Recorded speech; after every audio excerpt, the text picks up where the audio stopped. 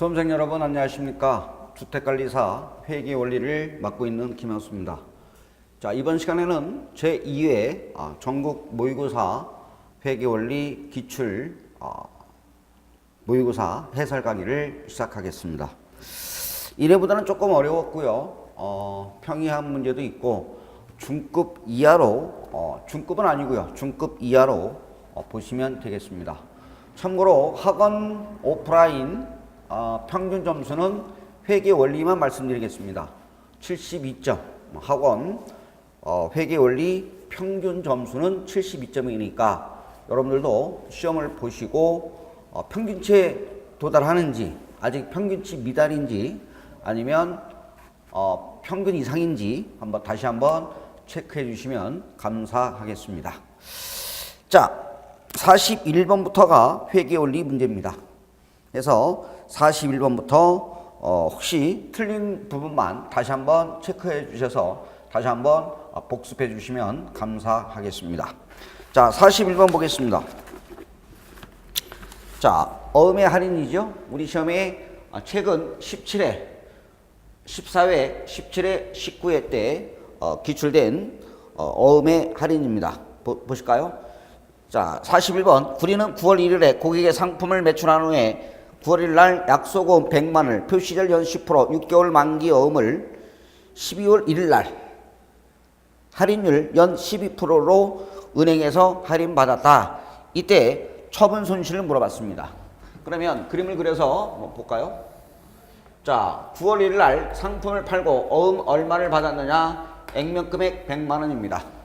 만기는 몇 개월입니까? 6개월이 되겠죠? 만기는 6개월이니까 6개월이 되겠죠?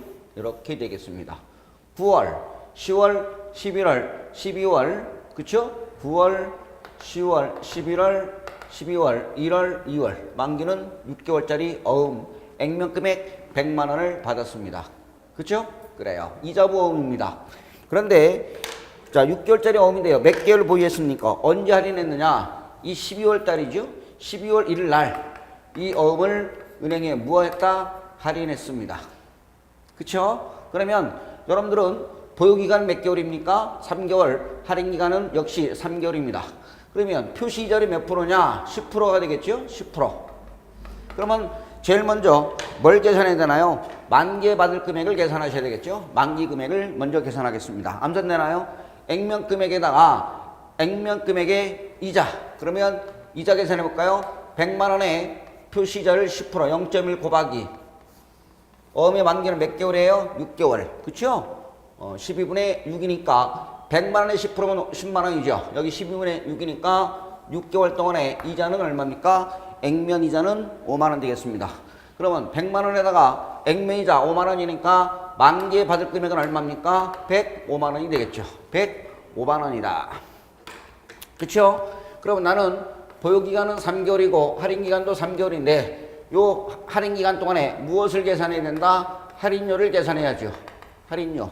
이 할인료는 여러분 만기 금액을 가지고 계산합니다. 만기 금액. 그럼 만기 금액 105만 원 곱하기 은행의 할인율이 0.1인가요? 할인기간에 할인율이 0.1입니다. 0.12 곱하기 할인기간 12분의 할인기간의 월수가 3개월이니까 12분의 3이 되겠죠. 그럼 105만 원 곱하기 0.1 곱하기 12분의 3이니까 할인료는 얼마냐? 31,500원이 되겠습니다. 요 할인기간에 할인료는 31,500원이 할인기간에 할인료가 되겠죠. 그러면 이 실수령액은 얼마일까요? 이거죠. 실수령액은 만기 금액에서 뭘 빼요? 할인료를 빼니까 실수령액은 얼마? 101만 8,500원이 실수령액이죠. 만기 금액에서 할인료 빼니까 실수령액은 101만 8,500원입니다. 그죠? 그러면 요 할인 시점에 무슨 금액을 찾아야 돼요? 장부 금액이죠. 여러분 몇 개월 보유하고 있었나요? 3개월. 그러면 3개월 동안에 이자가 붙었을 거 아니겠습니까? 6개월 이자가 얼마예요? 5만 원. 그러면 3개월 이자면 얼마 될까요? 2만 5천 원의 이자가 붙겠죠. 붙었을 거 아니에요. 그러면 할인 시점에 최소한의 받을 장부 금액은 얼마냐? 102만 5천 원이 되겠죠? 3개월 보유하고 있었잖아요. 그쵸? 그럼 3개월 이자가 붙었을 거라고요. 그럼 얼마예요? 3개월 이자는 25,000원. 그러면 최소한의 받아야 할 할인 시점에 장부금액은 125,000원인데 실수령액은 18,500원이니까 처분 손실은 얼마냐 이거죠. 처분 손실은 얼마다? 6,500원이 되겠습니다. 따라서 41번의 정답 몇 번? 1번. 여러분들이 반복을 통해서 반드시 확인해야 될 문제가 아닌가 싶습니다. 42번 갈게요. 자, 한국채택국제유전에 의해 재무제표를 보고할 때 단일 하나의 보고서인 포괄손익계산서에 표시해야 할 항목이 아닌 것은 정답은 뭐예요? 1번이 되겠죠. 여러분, 이잉여금은 뭐예요? 자본. 이잉여금은 자본으로서 재무상태표에 표시하는 항목이다. 그래서 42번의 정답은 몇 번? 1번이 되겠습니다. 금융원가, 법인세 비용, 유형자산 재평가 이건 뭐예요? 오르면 자본의 증가. 그렇죠? 오르면 자본의 증가입니다. 자본의 증가로서 기타 포괄손익에 포함되겠죠. 단기매매 금융자산평가 이건 수익이니까 따라서 42번에 1번입니다. 자, 43번 가겠습니다. 상품 판매에 관련된 자료가 담갔을 때 매출액은 얼마냐? 이런 것들이 종종 시험에 출제되고 있다는 거 아셨죠? 그래요. 자, 나의 수익은 얼마냐 이거죠. 자, 12월 1일 날 상품 100개 단위당 판매 가격 100원에 5개월 할부로 판매하고 대금은 매 5월 말에 20%씩 받기로 하다. 여러분, 재화의 판매는 뭐예요? 언제 수익을 볼까요? 인도 시점. 또한 할부 판매도 장단기 불문하지 않고 넘겼을 때 수익으로 인식합니다. X 1년 뒤에 넘겼다. X 1년도 수익. X 2년 뒤에 넘겼다. X 2년도 수익이 되겠죠. 그쵸? 넘겼을 때 수익으로 보겠다 이거죠. 그럼 몇 개 넘겼나요? 100개. 그쵸? 수익 계산합니다. 나의 매출은 100개 넘겼습니다. 얼마의 판매 가격은 100원이니까 나의 수익은 얼마? 10,000원. 이렇게 되겠죠? 10,000원. 그쵸? 월말에 20% 받기로 하다 신경 거 없어요. 회수 기준이 아니에요. 판매 기준. 팔았을 때 수익으로 보겠다. 100개 팔았습니다. 100원에 10,000원. 이렇게 되겠고요. 두 번째, 시성품 볼까요? 매가 30,000원에 대해 X년도 현재 고객으로부터 의사표시를 받지 못하였다. 사겠대, 사지 않겠대. 사지 않겠다 이거죠. 맞나요? 그러면 매입 의사표시를 받지 못했잖아요. 이러한 시성품은 매출로 봐요, 안 봐요? 안 봐요. 매입 의사표시가 있어야 매출로 보기 때문에 매입 의사표시가 없는 시성품은 매출로 처리할 수 없다. 세 번째, 12월 28일 날 위탁 상품 10개 판매 가격은 100원을 수탁자에게 발송하고 현재 수탁자가 판매하지 않고 전량 보유 중이다. 여러분, 수탁자가 팔아야 판매되는 것으로 보는 거죠. 수탁자가 아직 판매하지 않고 보유 중인 위탁 상품은 수익으로 볼 수 있다, 없다? 없다. 이렇게 되겠죠. 자, 마지막 볼까요? 12월 30일에 상품 50개 단위당 판매 가격 100원이면 얼마입니까? 5,000원.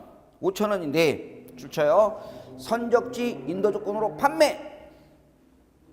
다음 달에 도착할 예정이다.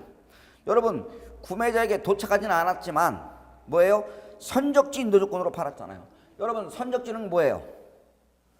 매입자에게 이전됐잖아요. 선적지는 누구 재고산에 포함돼요? 매입자. 그죠? 그럼 판매자는 매출이 실현된 것으로 보겠죠. 맞나요?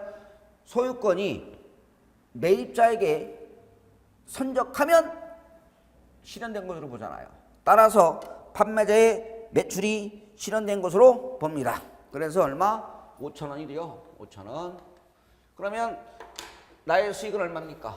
10,000원에다가 5,000원 더하니까 15,000원이 되겠습니다. 되셨죠? 다시요. 선적지 인도 조건의 경우에는 뭐예요? 선적했을 때 소유권이 구매자에게 이전되기 때문에 판매자는 매출이 실현된 것으로 봅니다. 그래서 나의 수익은 얼마? 15,000원. 따라서 답은 4번이 되겠습니다. 44번 가겠습니다. 옳지 않은 것은 1번 재무제표는 기업 특성에 따른 차이점을 반영하기 위하여 동일한 업종 회사라도 다른 기준에 의하여 작성된다. 아니잖아요. 그죠? 동일한 업종 회사라도 뭐예요? 일반적으로 인정된 회계 기준에 따라서 재무제표가 작성되죠. 그죠? 그래서 틀린 것은 몇 번? 44번의 1번이었습니다. 되셨죠? 그래요.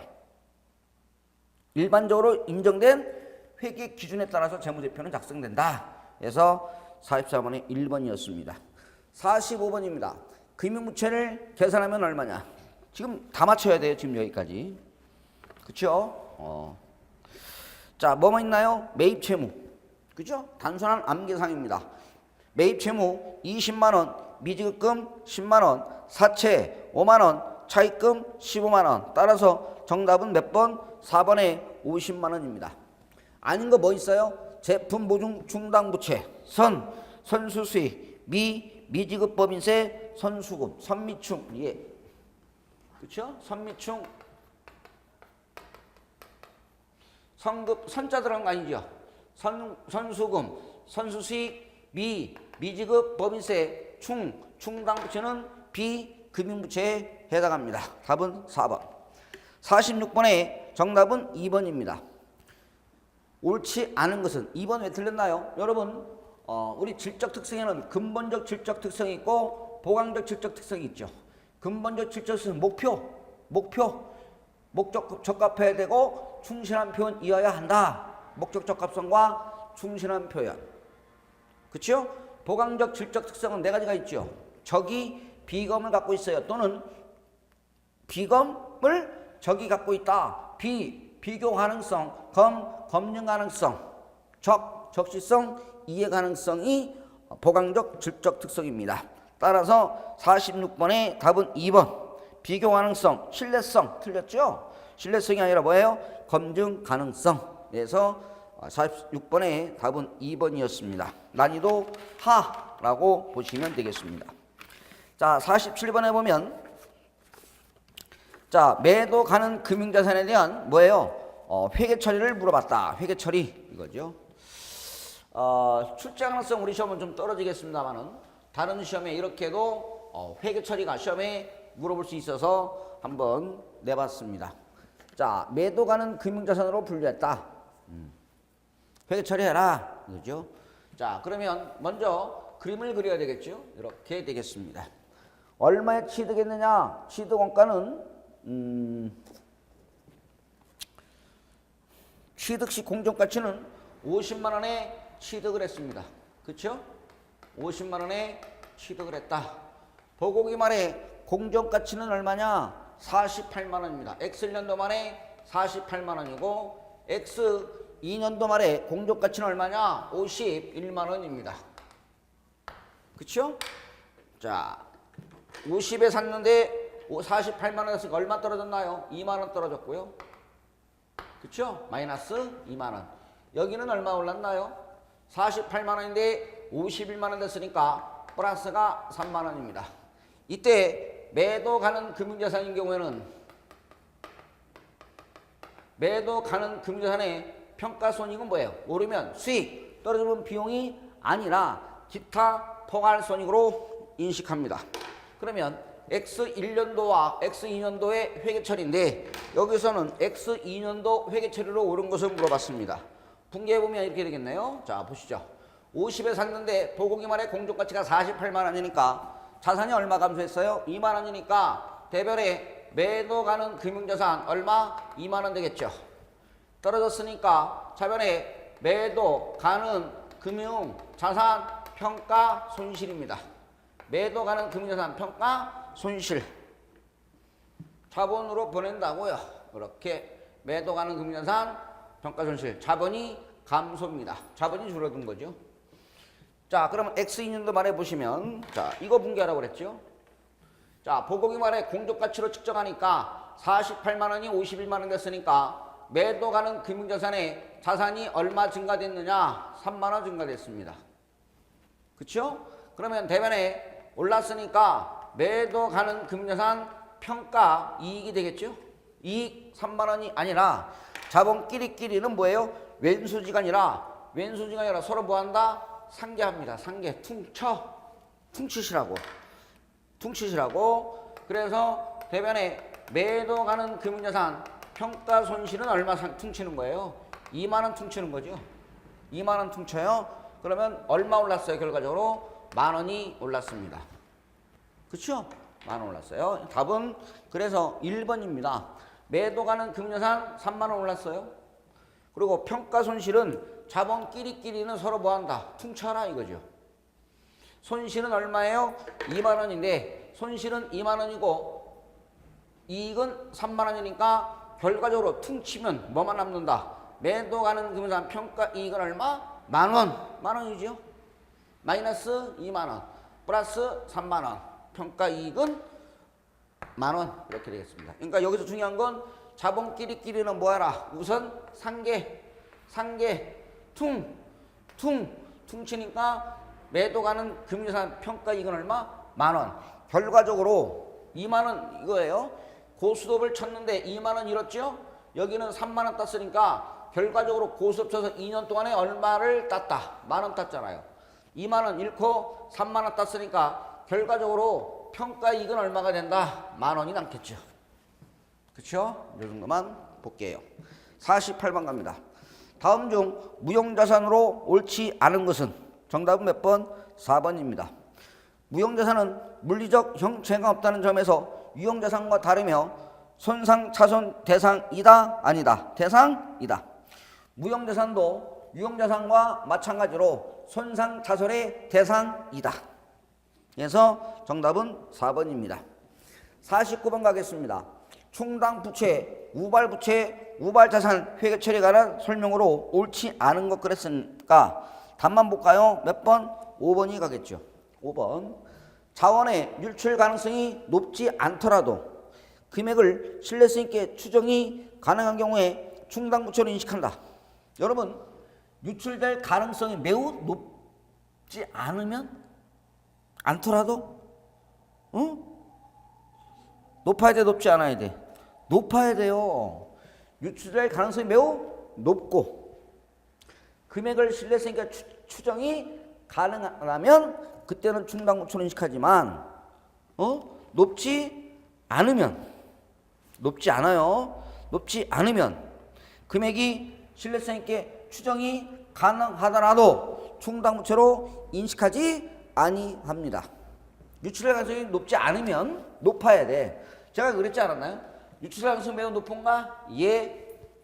금액 실현가 추정 가능한가? 예. 이때 충당부채로 인식합니다. 높지 않으면 유출될 가능성이 높지 않아. 높아야 돼. 몇 프로? 50%. 높지 않으면 금액을 추정이 가능하더라도 충당부채로 인식하지 않는다. 그래서 49번의 정답은 5번이 되겠습니다.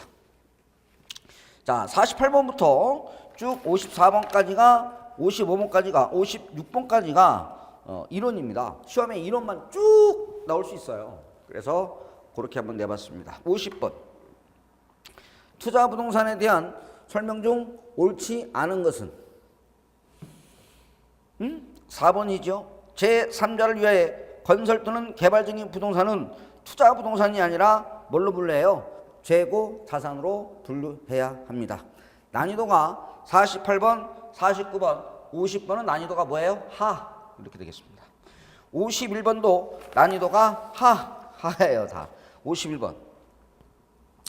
자, 구리는 엑셀런더 말에 사용 중인 건물을 재평가하여 4만 원의 재평가 이익이 발생하였다. 건물의 재평가가 엑셀런더 재무제표에 미치는 영향으로 오른 것은? 여러분, 오른 뭐예요? 자본. 오른 다 많이 풀어봤는데 오르면 자본 중에서 기타 포괄 손익 누계액이 4만 원 뭐한다? 증가된다. 맞나요? 따라서 51번에 답은 몇 번? 5번입니다. 5번. 당기순이익이 증가하는 거 아니에요. 오른 뭐예요? 자본. 오르면 자본으로서 기타 포괄손익 누계액이 4만 원 증가한다. 그래서 답은 5번입니다. 52번 갈게요. 현금 흐름표다. 영업활동, 투자활동, 재무활동으로 분류합니다. 다음 현금 흐름의 분류가 다른 것은 그랬어요. 다른 걸 찾으라 이거죠. 난이도는 중으로 봐야 되겠죠. 답은 몇 번? 2번입니다. 2번. 먼저 답부터 볼게요. 주식이나 주식, 기타 지분 상품에 발행했다는 현금 유입은 재무활동 현금 흐름으로 보고합니다. 그리고 나머지는 모두 무슨 활동? 영업활동으로 인한 현금 흐름에 포함됩니다. 1번 재무활동에 투자활동에 분류되지 않는 이자 배당. 여러분 이자 비용 또는 이자 수익은 뭐예요? 수익 비용이니까 영업활동. 3번 보험료 비용이니까 영업활동. 감가상각비, 그렇죠? 감가상각 유형 자산에 대한 감가상각도 무슨 활동? 영업활동. 로열티, 수수료, 중개에 따른 기타 수익에 따른 현금 유입. 모든 수익과 비용은 뭐예요? 제가 그랬잖아요. 모든 수익과 비용은 뭐예요? 영업. 모든 수익과 비용은 영업. 따라서 2번은 뭐예요? 주식, 지분 상품을 주식을 발행했다. 무슨 활동? 그렇죠? 부채 자본, 영업 활동에 속하지 아니하는 부채 자본은 무슨 활동? 재무 활동, 현금 흐름으로 보고합니다. 그래서 정답은 2번이 되겠고요. 53번. 자, 옳지 않은 것은 그랬습니다. 답은 몇 번이에요? 1번이죠. 1번. 53번의 답은 1번. 비용을 기능별로 분류하는 것이 성격별보다 더욱 목적 적합한 정보를 정함으로 비용은 기능별로 분류한다. OX. X.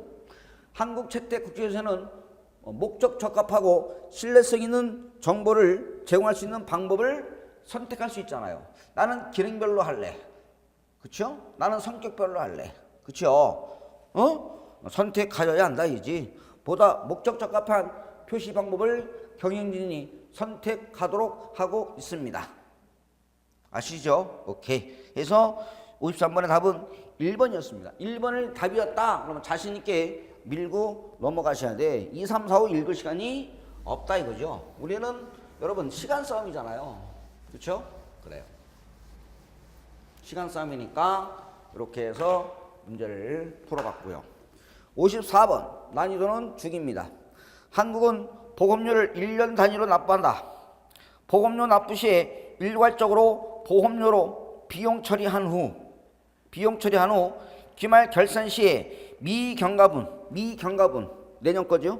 선거 비용으로 수조문계를 하지 않았다면 당기의 기업에 미치는 영향은 답은 몇 번입니까? 이것도 많이 풀었어요. 이제 맞춰야 돼요. 답은 몇 번? 2번이 되겠죠. 2번. 그렇죠? 자, 보험료를 지급했을 때 그리고 미경과분을 결산에 회계 처리했을 때 보험료를 지급했을 때 뭘로 처리했느냐? 보험료라는 비용으로 처리했습니다. 그렇죠? 이렇게 처리했습니다. 보험료를 지급했다. 그런데 결산에 미경과분이니까 뭐예요? 내년 거죠? 날짜가 안 지났네. 그럼 여기 비용 처리했으니까 자산으로 바꿀 거다. 그러면 성급 비용 또는 성급 보험료가 되겠죠. 그리고 대변에 보험료입니다. 미경과분에 대한 회계 처리를 뭐 했다? 누락했다 이거지. 이 회계 처리를 뭐 한 거예요? 누락한 거예요. 누락 했을 때 재무제의 피해에 미치는 영향. 성급 보험료를 계상하지 않았으니까 자산은 뭐가 되느냐? 과소가 되겠죠. 자산이 과소입니다. 미경과분을 계상하지 않았으니까 자산이 과소 계상됐고 비용은 까야 되는데 안 깠으니까 비용이 많이 계상됐겠죠. 비용은 과대 계상된다. 맞나요? 자산 과소 계상하지 않았으니까 비용도 취소해야 되는데 취소하지 않았으니까 비용도 과내가 되겠습니다. 그러면 자산이 과소고 비용이 과대되니까 순이익 어떻게 될까요? 순이익도 과소가 되겠죠. 자산이 과소면 이익도 과소, 자산과 이익은 비례입니다. 이익이 과소되니까 뭐도 과소된다? 자본도 과소 계상된다. 따라서 정답은 2번이죠. 자산, 그렇죠? 자산 과소, 이익 과소, 자본 과소. 그래서 54번의 정답은 몇 번? 2번. 이렇게 체크하시면 되겠습니다. 저랑 같이 풀면 다 100점이죠. 그쵸? 자, 55번으로 갑니다. 자, 국제회계 기준의 수익 인식과 관련된 내용으로 옳지 않은 것은 정답은 몇 번? 4번입니다. 4번. 광고 제작 용역 수수료는 광고가 대중에게 전달되는 시점에서 수인식한다. 여러분, 광고 제작은 뭐예요? 진행 기준에 따라서 수익으로 인식합니다. 뭐라고요? 진행 기준. 방송사의 광고 수익은 뭐야? 광고 매체 수수료는 광고를 대중들에게 전달되는 시점. 광고 제작은 무슨 기준? 진행 기준에 따라서 수익으로 인식합니다. 답은 4번입니다. 난이도 하였고요. 56번도 난이도 뭐예요? 하. 자, 하. 시산표 차변에 나타나지 않는 항목은, 여러분, 시산표 차변에 나타나는 항목은 뭐예요? 자산과 비용이잖아요. 그리고 대변에 부채, 자본, 수익이니까 정답은 몇 번? 5번. 유동성 장기 부채는 뭐예요? 부채로 써 있잖아요. 부채는 시산표 대변에 나타나는 항목입니다. 난이도 하. 이렇게 되겠죠. 57번 갑니다. 세 번째 줄에 보니까 장부 금액은 얼마냐? 그쵸? 장부 금액은 얼마냐? 이렇게 됐는데, 자, 볼까요? 답은 1번인 것 같아요. 자, X년도 11월 1일 날 출처요. 10월 1일. 뭐라고요? 10월 1일. 60만원, 내역윤수는 5년, 잔존가치는 10만원, 기계장치를 취득하였고 X 1년도 말에 정액법으로 생각하고 있다.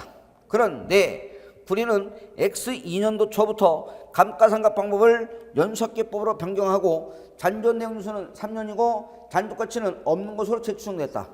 X 2년도 말에 물어본 건 뭐예요? 건물의 장부가액은 얼마냐 이거죠. 그러면 결론적으로 우리 시험은 보통 1년 사용하다가 또는 2년 사용하다가 감가상각 방법을 바꿔요. 근데 여기서는 3개월 사용하다 바꾼 거 아닌가요? 3개월? 그쵸?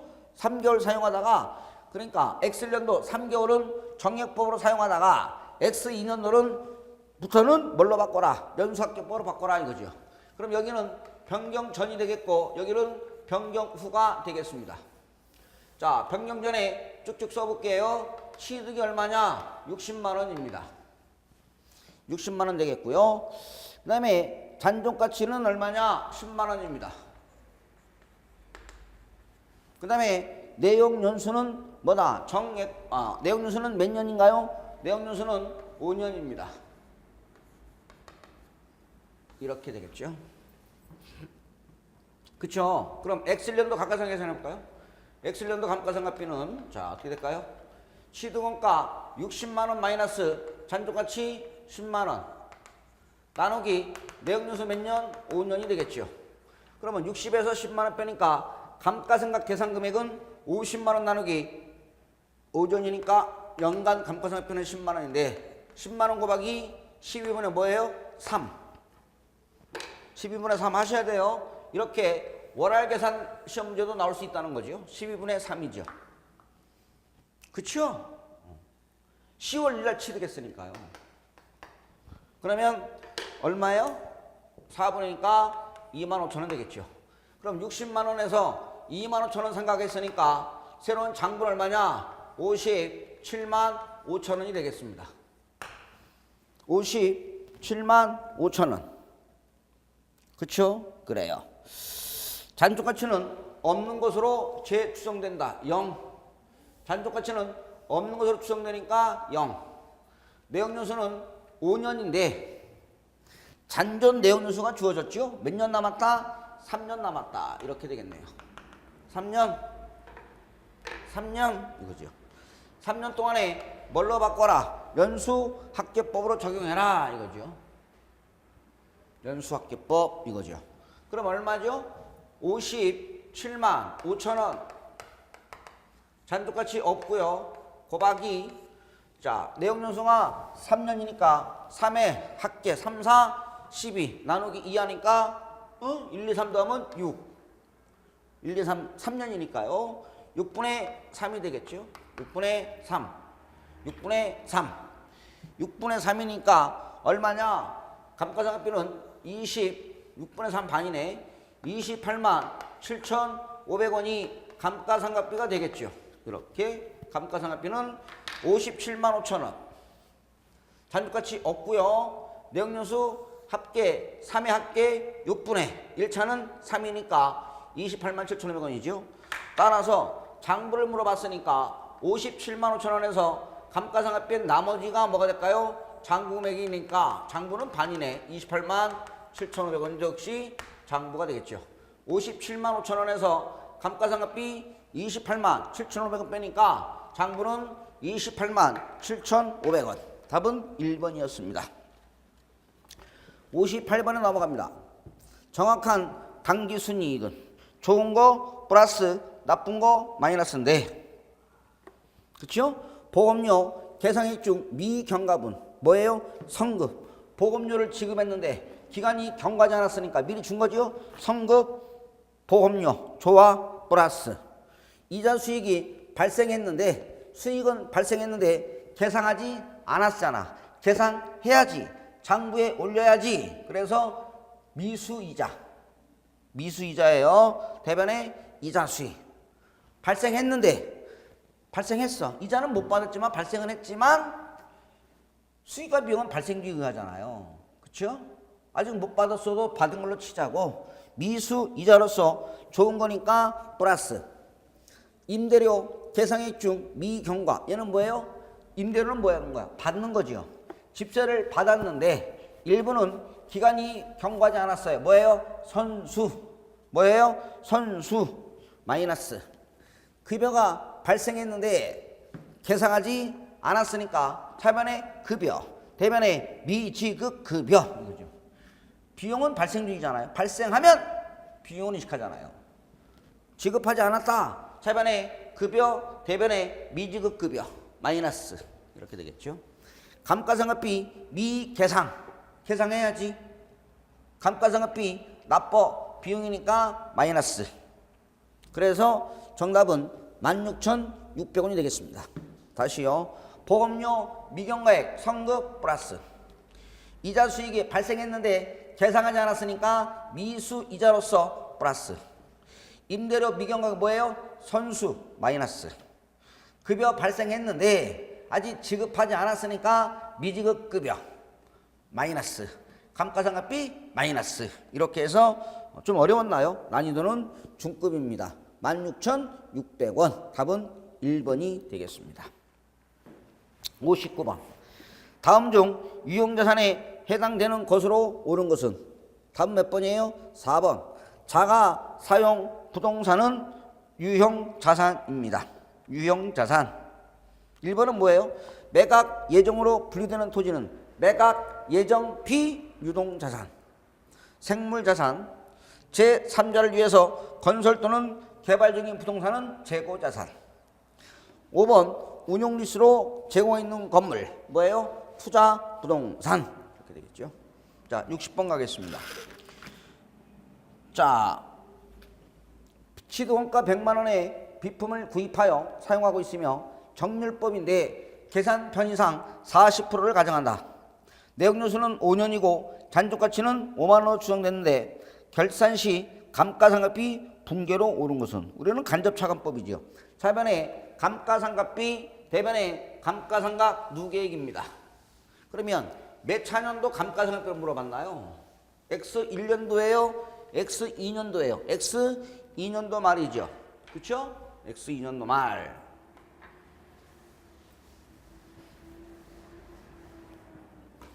지우개가 파여서 X2년도 말이니까. 자, 감가상각 방법은 여러분 무슨 법을 하라고 그랬습니까? 정률법입니다. 자, 그러면 X1년도, X2년도 감가상각 계산해 볼까요? 정률법은 잔존가치는 고려해서 나오는 거잖아요. 그래서 고려 안 해요. 미상각이니까 1차전도 시도원가 얼마? 미상각잔액 100만 원에 정률이 40%니까 0.4. 1차전도는 얼마? 40만 원. 난이도 역시 합니다. 100만 원에 40%니까 40만 원. 100만 원에서 40만 원 상각했으니까 미상각잔액 60만 원에 40% 0.4 하니까 4, 6에 24만 원. 그쵸? 답은 얼마예요? 24만 원 되겠죠. 자변에 감가상각비 24, 대변에 감가상각 6에 24, 난이도 하의 문제가 되겠습니다. 61번 역시 난이도 하가 되겠죠. 자, 1회 때는 뭘 물어봤나요? 재고자산 회전율. 2회 때는 매출채권 회전율. 다음 달 모의고사는 뭐예요? 정상 영업주기를 물어볼 수 있죠. 그렇죠? 정상 영업주기. 정상 영업주기를 물어볼 수 있겠습니다. 그러면 자, 매출채권 회전율을 계산해야 되겠죠. 자, X2년도 거 물어봤으니까 X2년도에 매출액이 얼마예요? 50만 원. 매출액을 뭘로 나눠요? 평균 매출채권. 기초 매출채권에 기말 매출 더하니까 3만 원, 7만 원이니까 10만 원 나누기 하니까 5만 원. 5만 원. 5만 원.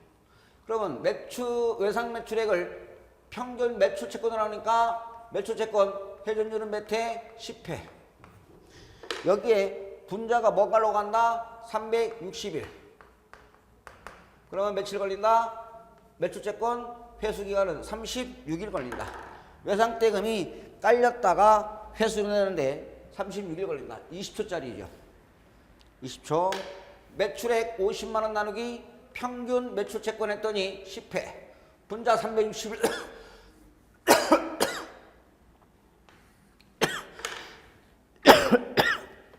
되셨나요? 예. 62번. 다음 거래 중 자본학계에 영향을 미치지 않는 것은 몇 개냐? 자, 이런 것들이 어려울 수 있죠. 답은 2개입니다. 2개. 이익준비금을 자본 전입 좋잖아요. 자본 전입. 자본 총계 불변입니다. 자본 전입. 자본 전입 뭐예요? 잉여금을 펄어서 어디에 넣어요? 자본금에 집어넣는 거예요. 잉여금을 자본금에 집어넣다. 자본 전입. 돈 들어온 게 나간 게 없잖아요. 잘 모르면 돈이 나가면 자본이 감소고요. 돈이 들어오면 자본이 증가하는데 1번은 돈 주고받은 거 없잖아요. 자본 불변. 자, 나번에 보니까 잘 보셔야 돼요. 줄 치셔야 돼요. 현금 배당을 실시했어요. 그럼 현금 나갔나? 주들에게 현금 배당하겠다 이거잖아. 현금 배당 실시했다. 그러면 현금이 나갔죠? 그러면 자본이 감소하잖아. 우리 배당금을 지급하면 자본이 감소하잖아요. 그렇죠? 주식 배당은 어때요? 여러분 주식 배당은 자본 총계는 불변이지만 현금 배당하면 이익여금이 감소, 자산의 감소. 그래서 나는 자본이 감소고요. 다 보통주 대한 100% 무슨 증자였어요? 무상증자. 여러분 기억나시나요? 무상증자는 자본 총계에 영향 없다. 주식 배당이나 무상증자는 자본 총계에 영향 없어요. 그리고 주식을 액면 분할했다. 이것도 역시 자본 총계는 변하지 아니합니다. 그래서 가와 다가 되겠죠. 그 다음에 라. 회사가 발행한 주식을 최초 발행금 높은 가격으로 취득했다. 여러분 주식을 취득하면 현금이 나가잖아. 자산이 뭐한 거예요? 감소. 자산이 뭐한 거예요? 감소. 이렇게 되겠고 마. 주식을 무슨 발행했어요? 할인 발행했다. 할인 발행하면 어때요? 주식을 할증 발행하던 할인 발행하던 액면금으로 발행하던 자산의 증가가 있죠. 자산의 증가가 있으니까 자본도 뭐예요? 증가. 그렇죠? 자본의 증가잖아요. 주식을 1,000원짜리를 500원에 발행했다. 할인 발행했더라도 500원만큼 뭐예요? 자산의 증가가 있으니까 자본이 증가합니다. 자, 63번 하나 더 할게요. 자, 유동부채의 2배에 해당하는 유동자산을 보유하고 있다. 부채의 2배를 해당하는 유동자산. 2배. 그러면 유동률은 몇 프로예요? 200% 아닌가요? 예를 들어서 부채가 2원이다. 유동부채 몇 배를 유동자산을 보유하고 있다? 2배니까 2분의 4죠. 그럼 몇 프로입니까? 200% 되겠죠. 얘가 10만 원이면 얘는 얼마? 부채가 10만 원이면 2배를 자산을 보유하고 있으니까 얘는 얼마? 20만 원. 그러니까 여러분들은 이게 100%인지 100% 초과인지 100% 미만인지를 구분하셔야 돼. 그렇죠? 유동부채에 해당하는 2배에 해당하는 유동 자산을 보유하고 있다. 이거죠. 그러니까 유동비율은 몇 프로예요? 200%. 100% 초과. 그렇죠? 100% 초과입니다. 100% 초과. 그럼 뭐가 생각나요? 반대. 유동자산과 유동부채가 동액으로 증가하면 유동비율은 감소. 둘 다 감소되면 유동비율은 뭐한다? 증가가 되겠습니다. 그럼 회계 처리가 뭐냐 이거죠. 자, 한번 볼까요? 매입 채무를 현금으로 상환했으니까 차변에 무슨 채무? 매입 채무. 무조건 1로 보라고 그랬어요. 대변에 현금 1원입니다. 여러분 부채도 감소. 부채는 차변에서 감소하지요. 자산은 대변에서 감소합니다. 그럼 빼기 1. 빼기 1이 되겠네요. 얘는 3. 얘는 1 이렇게 되겠죠. 둘 다 뭐 했어요? 감소. 둘 다 뭐 했다? 감소. 빼기 1, 빼기 1. 그러면 2분의 4가 1분의 3이 됐으니까 200%가 300% 됐죠. 이렇게 둘 다 감소되면 유동비율은 뭐 한다? 유동비율은 증가합니다. 맞죠? 둘 다 감소되면 유동비율은 증가. 이렇게 되겠죠. 그쵸? 그 다음 하나만 물어봤는데 답은 4번입니다. 부채비율은 뭐 할까요? 영향이 없다가 아니라 부채비율은 감소합니다. 무슨 말이냐면 예를 들어서 부채비율은 이거죠. 여기가 총 자산이고요. 여기가 총 부채고 여기가 자본. 이건 뭐라고 그래요? 자기 자본, 순자산 이거잖아요. 그러면 우리 기억나나요? 이게 부채비율이죠. 부채비율은 자기 자본분의 부채. 이게 부채비율. 그렇죠? 찍 올리면 부채비율. 자기 자본분의 총 부채가 부채비율입니다. 그럼 여러분들은 이 부채비율은 증가하느냐 감소하느냐 불변이냐 물어본 건데요. 예를 들어서 자산이 100원이고 부채가 20원이고 자본이 80원이다. 그렇죠? 자산이 100원, 부채 20원, 자본 80원. 그럼 부채비율은 25%죠. 그런데 보세요. 자산도 감소했죠. 감소. 90원, 10원 감소했다 할게요. 자산도 감소됐고 부채도 뭐 했어요? 감소가 됐죠. 이렇게 되겠네. 부채가 감소했잖아요. 자본은 어때요? 영향이 없죠. 영향이 없잖아요. 자산이 감소되고 부채가 감소됐으니까 자본은 영향 없다. 자본 영향 없어요. 다만 부채가 줄었잖아. 부채가 줄었으니까 쉽게 생각하자고요. 부채가 줄었네. 부채가 줄었으니까 부채비율도 뭐한다? 감소가 되겠죠. 부채비율 감소입니다. 그쵸? 아까 80분의 20이었잖아요. 근데 80분의 10이니까 부채비율은 뭐한다? 감소가 된다. 왜? 자산이 불변이 나오잖아. 자산이 감소되고 부채 감소니까 자본은 영향이 없다. 그럼 부채만 감소했잖아요. 부채만 감소됐으니까 부채비율도 뭐한다? 감소가 된다. 이렇게 살펴봤습니다. 됐나요? 자, 여기까지 하겠고요. 64번은 다음 시간에 이어서 학습하도록 하겠습니다. 자, 여러분 고생하셨습니다. 감사합니다.